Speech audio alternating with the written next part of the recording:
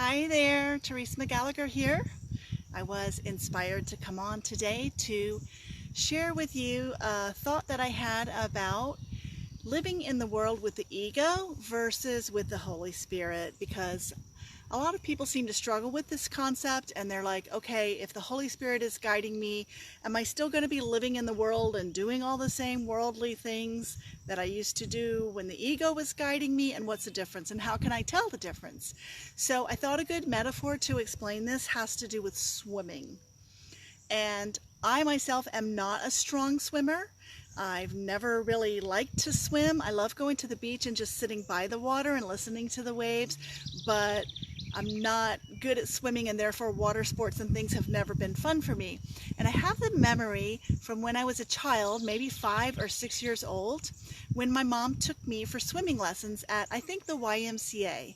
And we lived in this suburban neighborhood. I wasn't around pools and things a lot, and I didn't have much experience or practice with swimming. So I was taking this swimming lessons, and this young woman, probably a teenager, I remember her holding me in the water, and she had her hand under my back, and she told me to stretch out and float, and she was supporting me in the water. She was standing on the bottom of the pool, and I was on the surface of the water.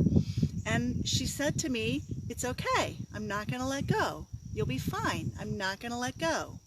And then when she felt that I had relaxed, she let go. And I started to sink, and I started to panic. And after that time, I was always kind of afraid of the water, afraid of swimming. And later on, I took swimming lessons, and I did learn how to swim. But my preferred method of swimming was dog paddling. That was the one way that I knew to keep my head above the water. I was always very nervous about having my head under the water. And as you may know, dog paddling is exhausting. It takes a lot of energy, and you don't go very far if you're trying to move from one spot to another, and it's, nowhere near as efficient as actually swimming with strokes, right? So finally, when I was in my 50s, I was at the pool one day with my daughter, and she said, "Mom, I can't believe you're this old and you don't know how to float. I'm going to teach you how to float."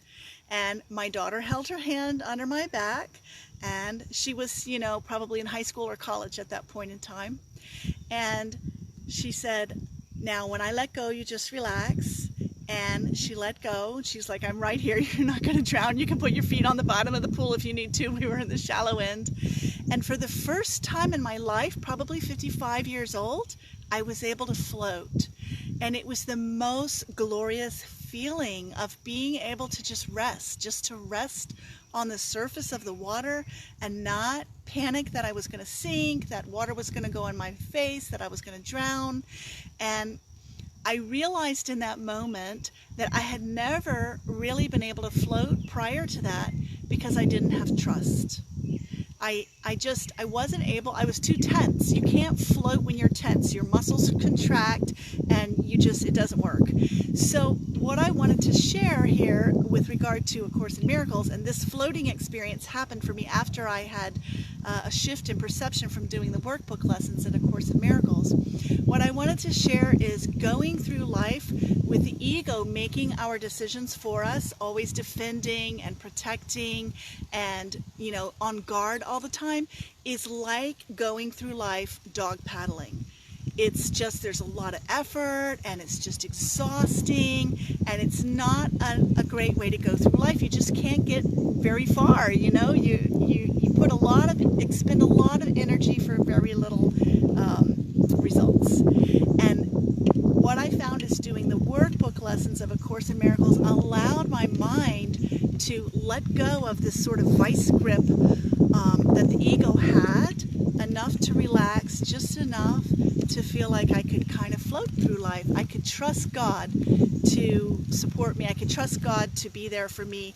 I could depend on God to take care of details, and I could just kind of float and relax and have a much more enjoyable life. It's starting to rain here now, so I'm going to say goodbye. Thanks so much for joining me. Ciao.